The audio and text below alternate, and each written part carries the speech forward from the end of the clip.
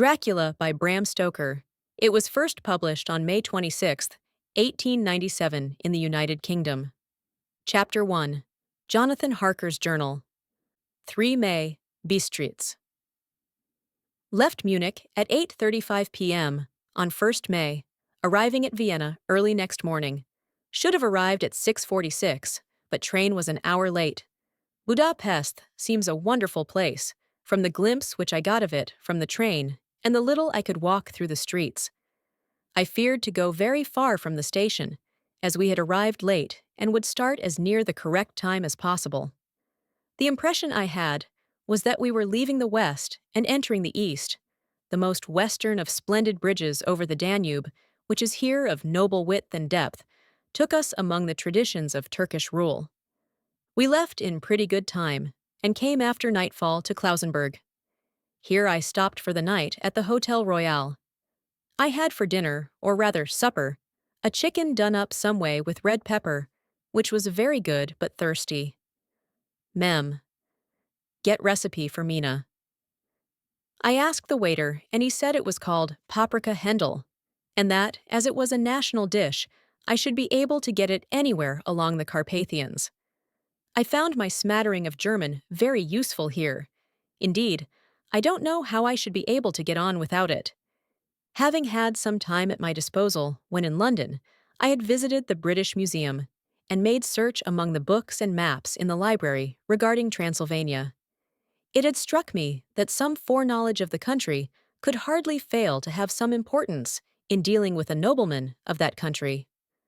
I find that the district he named is in the extreme east of the country, just on the borders of 3 states, Transylvania, Moldavia, and Bukovina, in the midst of the Carpathian Mountains, one of the wildest and least known portions of Europe. I was not able to light on any map or work giving the exact locality of the Castle Dracula, as there are no maps of this country as yet to compare with our own Ordnance Survey maps. But I found that Bistritz, the post town named by Count Dracula, is a fairly well-known place. I shall enter here some of my notes, as they may refresh my memory when I talk over my travels with Mina. In the population of Transylvania, there are 4 distinct nationalities: Saxons in the south, and mixed with them the Wallachs, who are the descendants of the Dacians, Magyars in the west, and Sekulis in the east and north. I am going among the latter, who claim to be descended from Attila and the Huns. This may be so, for when the Magyars conquered the country in the 11th century, they found the Huns settled in it. I read that every known superstition in the world is gathered into the horseshoe of the Carpathians, as if it were the center of some sort of imaginative whirlpool. If so, my stay may be very interesting. Memday. I must ask the Count all about them. I did not sleep well, though my bed was comfortable enough, for I had all sorts of queer dreams. There was a dog howling all night under my window, which may have had something to do with it. Or it may have been the paprika, for I had to drink up all the water in my carafe and was still thirsty. Towards morning, I slept and was wakened by the continuous knocking at my door, so I guess I must have been sleeping soundly then. I had for breakfast more paprika and a sort of porridge of maize flour, which they said was mamaliga, and eggplant stuffed with forcemeat, a very excellent dish, which they call implatata. Mem. Get recipe for this also. I had to hurry breakfast, for the train started a little before 8, or rather, it ought to have done so, for after rushing to the station at 7:30, I had to sit in the carriage for more than an hour before we began to move. It seems to me that the further east you go, the more unpunctual are the trains. What ought they to be in China? All day long we seemed to dawdle through a country which was full of beauty of every kind. Sometimes we saw little towns or castles on the top of steep hills, such as we see in old missals. Sometimes we ran by rivers and streams, which seemed from the wide stony margin on each side of them to be subject to great floods. It takes a lot of water, and running strong, to sweep the outside edge of a river clear. At every station, there were groups of people, sometimes crowds, and in all sorts of attire. Some of them were just like the peasants at home, or those I saw coming through France and Germany, with short jackets and round hats and homemade trousers. But others were very picturesque. The women looked pretty, except when you got near them, but they were very clumsy about the waist. They had all full white sleeves of some kind or other, and most of them had big belts with a lot of strips of something fluttering from them, like the dresses in a ballet. But of course, there were petticoats under them. The strangest figures we saw were the Slovaks, who were more barbarian than the rest, with their big cowboy hats, great baggy dirty white trousers, white linen shirts, and enormous heavy leather belts, nearly a foot wide, all studded over with brass nails. They wore high boots with their trousers tucked into them, and had long black hair and heavy black mustaches. They are very picturesque, but do not look prepossessing. On the stage, they would be set down at once as some old Oriental band of brigands. They are, however, I am told, very harmless and rather wanting in natural self-assertion. It was on the dark side of twilight when we got to Bistritz, which is a very interesting old place. Being practically on the frontier, for the Borgo Pass leads from it into Bukovina, it has had a very stormy existence, and it certainly shows marks of it. 50 years ago, a series of great fires took place, which made terrible havoc on 5 separate occasions. At the very beginning of the 17th century, it underwent a siege of 3 weeks and lost 13,000 people, the casualties of war proper being assisted by famine and disease. Count Dracula had directed me to go to the Golden Krone Hotel, which I found, to my great delight, to be thoroughly old-fashioned, for of course I wanted to see all I could of the ways of the country. I was evidently expected, for when I got near the door, I faced a cheery-looking elderly woman in the usual peasant dress, white undergarment with long double apron, front and back, of colored stuff fitting almost too tight for modesty. When I came close, she bowed and said, "The Herr Englishman?" "Yes," I said, "Jonathan Harker." She smiled and gave some message to an elderly man in white shirt sleeves who had followed her to the door. He went, but immediately returned with a letter. "My friend, welcome to the Carpathians. I am anxiously expecting you. Sleep well tonight. At 3 tomorrow, the diligence will start for Bukovina. A place on it is kept for you. At the Borgo Pass, my carriage will await you and will bring you to me. I trust that your journey from London has been a happy one and that you will enjoy your stay in my beautiful land. Your friend, Dracula. 4 May. I found that my landlord had got a letter from the Count, directing him to secure the best place on the coach for me, but on making inquiries as to details, he seemed somewhat reticent, and pretended that he could not understand my German. This could not be true, because up to then he had understood it perfectly. At least, he answered my questions exactly as if he did. He and his wife, the old lady who had received me, looked at each other in a frightened sort of way. He mumbled out that the money had been sent in a letter, and that was all he knew. When I asked him if he knew Count Dracula and could tell me anything of his castle, both he and his wife crossed themselves, and, saying that they knew nothing at all, simply refused to speak further. It was so near the time of starting that I had no time to ask anyone else, for it was all very mysterious and not by any means comforting. Just before I was leaving, the old lady came up to my room and said in a very hysterical way, "Must you go? Oh, young Herr, must you go?" She was in such an excited state that she seemed to have lost her grip of what German she knew and mixed it all up with some other language which I did not know at all. I was just able to follow her by asking many questions. When I told her that I must go at once and that I was engaged on important business, she asked again, "Do you know what day it is?" I answered that it was the 4th of May. She shook her head as she said again, "Oh, yes. I know that. I know that. But do you know what day it is?" On my saying that I did not understand, she went on, "It is the eve of St. George's Day. Do you not know that tonight, when the clock strikes midnight, all the evil things in the world will have full sway? Do you know where you are going and what you are going to?" She was in such evident distress that I tried to comfort her, but without effect. Finally, she went down on her knees and implored me not to go, at least to wait a day or two before starting. It was all very ridiculous, but I did not feel comfortable, However, there was business to be done, and I could allow nothing to interfere with it. I therefore tried to raise her up and said as gravely as I could that I thanked her, but my duty was imperative, and that I must go. She then rose and dried her eyes, and taking a crucifix from her neck, offered it to me.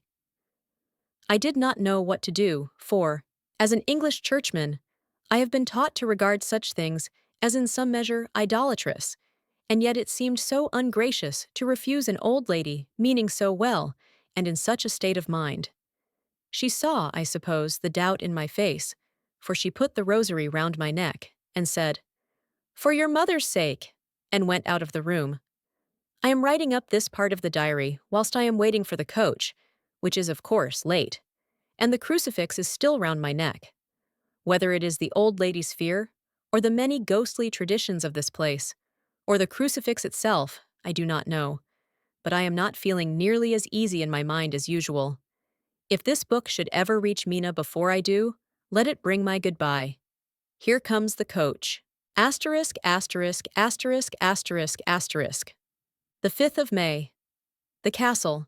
The gray of the morning has passed, and the sun is high over the distant horizon, which seems jagged, whether with trees or hills I know not, for it is so far off that big things and little are mixed.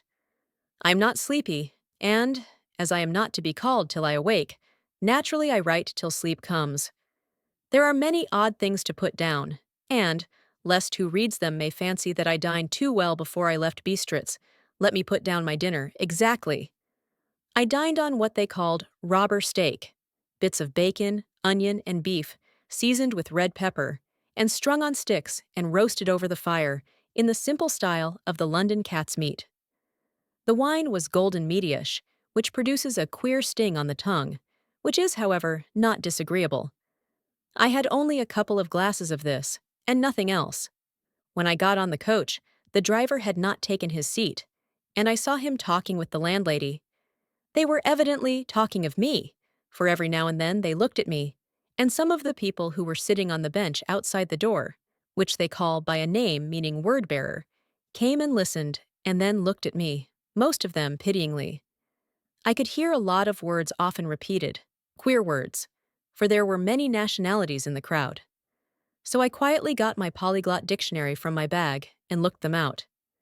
I must say they were not cheering to me, for amongst them were Ordog, Satan, Pokol, Hell, Stragoica, Witch, Vrolak, and Vilkoslak, both of which mean the same thing, one being Slovak and the other Servian for something that is either werewolf or vampire. Mem. I must ask the Count about these superstitions. When we started, the crowd round the inn door, which had by this time swelled to a considerable size, all made the sign of the cross and pointed 2 fingers towards me. With some difficulty, I got a fellow passenger to tell me what they meant. He would not answer at first, but on learning that I was English, he explained that it was a charm or guard against the evil eye. This was not very pleasant for me, just starting for an unknown place to meet an unknown man, but everyone seemed so kind-hearted and so sorrowful and so sympathetic that I could not but be touched. I shall never forget the last glimpse which I had of the inn-yard and its crowd of picturesque figures, all crossing themselves, as they stood round the wide archway, with its background of rich foliage of oleander and orange trees in green tubs clustered in the center of the yard. Then our driver, whose wide linen drawers covered the whole front of the box seat, Gotza, they call them, cracked his big whip over his 4 small horses, which ran abreast, and we set off on our journey. I soon lost sight and recollection of ghostly fears in the beauty of the scene as we drove along, although had I known the language, or rather languages, which my fellow passengers were speaking, I might not have been able to throw them off so easily. Before us lay a green sloping land full of forests and woods, with here and there steep hills, crowned with clumps of trees or with farmhouses, the blank gable end to the road. There was everywhere a bewildering mass of fruit blossom, apple, plum, pear, cherry, and as we drove by, I could see the green grass under the trees spangled with the fallen petals. In and out amongst these green hills of what they call here the Middle Land ran the road, losing itself as it swept round the grassy curve, or was shut out by the straggling ends of pine woods, which here and there ran down the hillsides like tongues of flame. The road was rugged, but still we seemed to fly over it with a feverish haste. I could not understand then what the haste meant, but the driver was evidently bent on losing no time in reaching Borgoprund. I was told that this road is in summertime excellent, but that it had not yet been put in order after the winter snows. In this respect, it is different from the general run of roads in the Carpathians, for it is an old tradition that they are not to be kept in too good order. Of old, the hospodars would not repair them, lest the Turk should think that they were preparing to bring in foreign troops, and so hasten the war, which was always really at loading point. Beyond the green swelling hills of the Middle Land rose mighty slopes of forest up to the lofty steeps of the Carpathians themselves. Right and left of us, they towered, with the afternoon sun falling full upon them and bringing out all the glorious colors of this beautiful range, deep blue and purple in the shadows of the peaks, green and brown where grass and rock mingled, and an endless perspective of jagged rock and pointed crags, till these were themselves lost in the distance, where the snowy peaks rose grandly. Here and there seemed mighty rifts in the mountains, through which, as the sun began to sink, we saw now and again the white gleam of falling water. One of my companions touched my arm as we swept round the base of a hill and opened up the lofty, snow-covered peak of a mountain, which seemed, as we wound on our serpentine way, to be right before us. "Look! Isten Shek! God's seat!" And he crossed himself reverently. As we wound on our endless way, and the sun sank lower and lower behind us, the shadows of the evening began to creep round us. This was emphasized by the fact that the snowy mountaintop still held the sunset and seemed to glow out with a delicate cool pink. Here and there we passed Czechs and Slovaks, all in picturesque attire, but I noticed that Goitra was painfully prevalent. By the roadside were many crosses, and as we swept by, my companions all crossed themselves. Here and there was a peasant man or woman kneeling before a shrine, who did not even turn round as we approached, but seemed in the self-surrender of devotion to have neither eyes nor ears for the outer world. There were many things new to me. For instance, hayricks in the trees, and here and there very beautiful masses of weeping birch, their white stems shining like silver through the delicate green of the leaves. Now and again we passed a leader wagon, the ordinary peasant's cart, with its long snake-like vertebra, calculated to suit the inequalities of the road.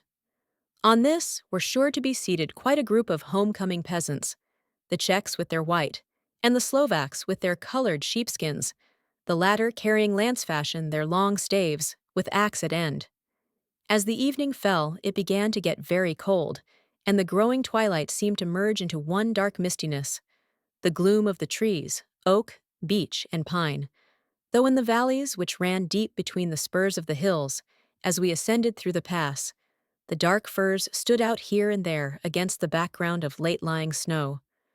Sometimes, as the road was cut through the pine woods that seemed in the darkness to be closing down upon us, great masses of grayness, which here and there bestrewed the trees, produced a peculiarly weird and solemn effect, which carried on the thoughts and grim fancies engendered earlier in the evening, when the falling sunset threw into strange relief the ghost-like clouds which amongst the Carpathians seemed to wind ceaselessly through the valleys.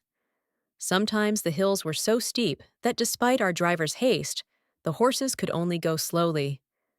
I wished to get down and walk up them, as we do at home, but the driver would not hear of it. "No, no," he said, "you must not walk here. The dogs are too fierce." And then he added, with what he evidently meant for grim pleasantry, for he looked round to catch the approving smile of the rest, "And you may have enough of such matters before you go to sleep."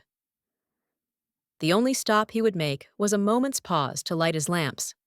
When it grew dark, there seemed to be some excitement amongst the passengers, and they kept speaking to him, one after the other, as though urging him to further speed. He lashed the horses unmercifully with his long whip, and with wild cries of encouragement, urged them on to further exertions. Then, through the darkness, I could see a sort of patch of gray light ahead of us, as though there were a cleft in the hills. The excitement of the passengers grew greater. The crazy coach rocked on its great leather springs and swayed like a boat tossed on a stormy sea. I had to hold on. The road grew more level, and we appeared to fly along. Then the mountains seemed to come nearer to us on each side and to frown down upon us. We were entering on the Borgo Pass. One by one, several of the passengers offered me gifts, which they pressed upon me with an earnestness which would take no denial. These were certainly of an odd and varied kind, but each was given in simple good faith, with a kindly word and a blessing, and that strange mixture of fear-meaning movements which I had seen outside the hotel at Bistritz, the sign of the cross, and the guard against the evil eye. Then, as we flew along, the driver leaned forward, and on each side the passengers, craning over the edge of the coach, peered eagerly into the darkness. It was evident that something very exciting was either happening or expected, but though I asked each passenger, no one would give me the slightest explanation. This state of excitement kept on for some little time, and at last we saw before us the pass opening out on the eastern side. There were dark, rolling clouds overhead, and in the air the heavy, oppressive sense of thunder. It seemed as though the mountain range had separated two atmospheres, and that now we had got into the thunderous one. I was now myself looking out for the conveyance which was to take me to the Count. Each moment I expected to see the glare of lamps through the blackness, but all was dark. The only light was the flickering rays of our own lamps, in which the steam from our hard-driven horses rose in a white cloud.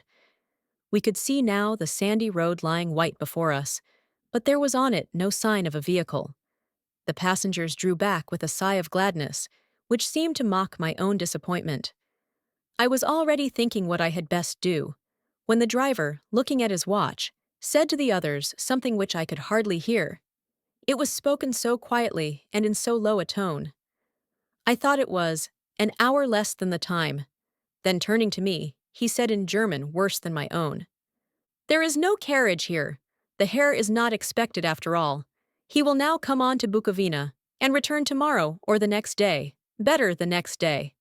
Whilst he was speaking, the horses began to neigh and snort and plunge wildly, so that the driver had to hold them up. Then, amongst a chorus of screams from the peasants, and a universal crossing of themselves, a calèche, with 4 horses, drove up behind us, overtook us, and drew up beside the coach. I could see from the flash of our lamps, as the rays fell on them, that the horses were coal-black and splendid animals. They were driven by a tall man with a long brown beard and a great black hat, which seemed to hide his face from us. I could only see the gleam of a pair of very bright eyes, which seemed red in the lamplight, as he turned to us. He said to the driver, "You are early tonight, my friend."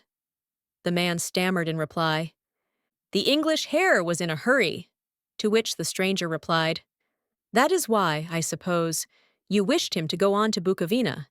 You cannot deceive me, my friend. I know too much, and my horses are swift."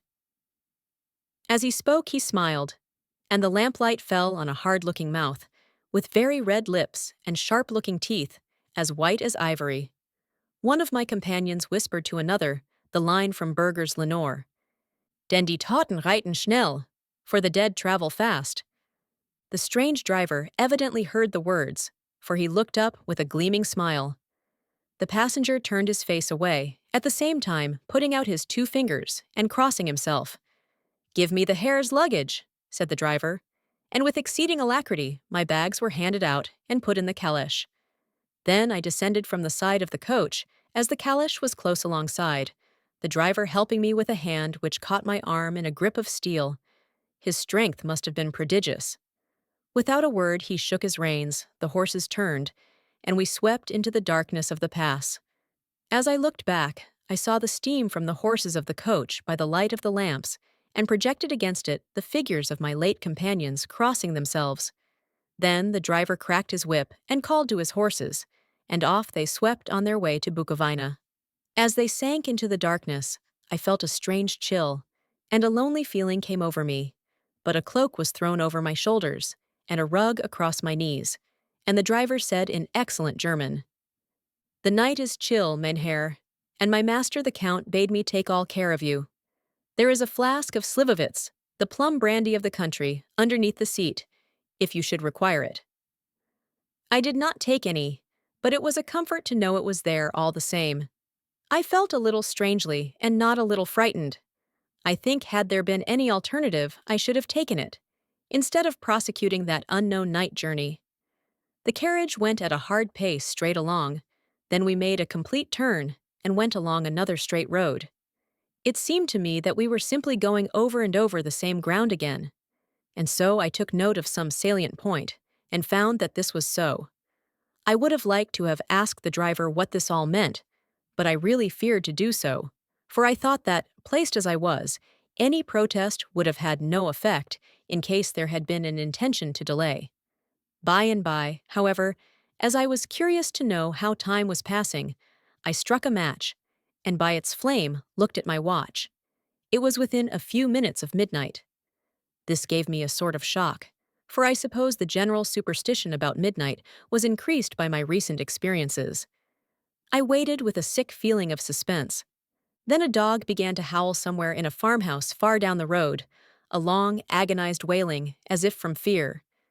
The sound was taken up by another dog, and then another and another, till, borne on the wind, which now sighed softly through the pass, a wild howling began, which seemed to come from all over the country, as far as the imagination could grasp it through the gloom of the night. At the first howl, the horses began to strain and rear, but the driver spoke to them soothingly, and they quieted down, but shivered and sweated, as though after a runaway from sudden fright. Then, far off in the distance, from the mountains on each side of us, began a louder and a sharper howling, that of wolves, which affected both the horses and myself in the same way, for I was minded to jump from the caleche and run, whilst they reared again and plunged madly, so that the driver had to use all his great strength to keep them from bolting.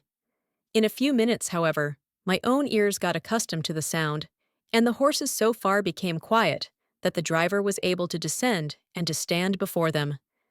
He petted and soothed them, and whispered something in their ears, as I have heard of horse-tamers doing, and with extraordinary effect, for under his caresses they became quite manageable again, though they still trembled. The driver again took his seat, and shaking his reins, started off at a great pace. This time, after going to the far side of the pass, he suddenly turned down a narrow roadway, which ran sharply to the right. Soon we were hemmed in with trees, which in places arched right over the roadway till we passed as through a tunnel, and again great frowning rocks guarded us boldly on either side. Though we were in shelter, we could hear the rising wind, for it moaned and whistled through the rocks, and the branches of the trees crashed together as we swept along. It grew colder and colder still, and fine, powdery snow began to fall, so that soon we and all around us were covered with a white blanket. The keen wind still carried the howling of the dogs, though this grew fainter as we went on our way. The baying of the wolves sounded nearer and nearer, as though they were closing round on us from every side. I grew dreadfully afraid, and the horses shared my fear. The driver, however, was not in the least disturbed. He kept turning his head to left and right, but I could not see anything through the darkness. Suddenly, away on our left, I saw a faint flickering blue flame. The driver saw it at the same moment. He at once checked the horses, and, jumping to the ground, disappeared into the darkness. I did not know what to do, the less as the howling of the wolves grew closer. But while I wondered, the driver suddenly appeared again, and without a word took his seat, and we resumed our journey. I think I must have fallen asleep and kept dreaming of the incident, for it seemed to be repeated endlessly, and now looking back, it is like a sort of awful nightmare. Once the flame appeared so near the road that even in the darkness around us I could watch the driver's motions. He went rapidly to where the blue flame arose. It must have been very faint, for it did not seem to illumine the place around it at all, and gathering a few stones, formed them into some device. Once there appeared a strange optical effect. When he stood between me and the flame, he did not obstruct it, for I could see its ghostly flicker all the same. This startled me, but as the effect was only momentary, I took it that my eyes deceived me, straining through the darkness. Then for a time, there were no blue flames, and we sped onwards through the gloom, with the howling of the wolves around us, as though they were following in a moving circle. At last there came a time when the driver went further afield than he had yet gone, and during his absence, the horses began to tremble worse than ever, and to snort and scream with fright. I could not see any cause for the howling of the wolves had ceased altogether. But just then the moon, sailing through the black clouds, appeared behind the jagged crest of a beetling, pine-clad rock, and by its light I saw around us a ring of wolves, with white teeth and lolling red tongues, with long, sinewy limbs and shaggy hair. They were 100 times more terrible, in the grim silence which held them, than even when they howled. For myself, I felt a sort of paralysis of fear. It is only when a man feels himself face to face with such horrors that he can understand their true import. All at once the wolves began to howl, as though the moonlight had had some peculiar effect on them. The horses jumped about and reared, and looked helplessly round, with eyes that rolled in a way painful to see. But the living ring of terror encompassed them on every side, and they had perforce to remain within it. I called to the coachman to come, for it seemed to me that our only chance was to try to break out through the ring and to aid his approach. I shouted and beat the side of the caleche, hoping by the noise to scare the wolves from that side, so as to give him a chance of reaching the trap. How he came there, I know not. But I heard his voice raised in a tone of imperious command, and looking towards the sound, saw him stand in the roadway. As he swept his long arms, as though brushing aside some impalpable obstacle, the wolves fell back and back further still. Just then, a heavy cloud passed across the face of the moon, so that we were again in darkness. When I could see again, the driver was climbing into the caleche, and the wolves had disappeared. This was all so strange and uncanny that a dreadful fear came upon me, and I was afraid to speak or move. The time seemed interminable as we swept on our way, now in almost complete darkness, for the rolling clouds obscured the moon. We kept on ascending, with occasional periods of quick descent, but in the main, always ascending. Suddenly, I became conscious of the fact that the driver was in the act of pulling up the horses in the courtyard of a vast ruined castle, from whose tall black windows came no ray of light, and whose broken battlements showed a jagged line against the moonlit sky.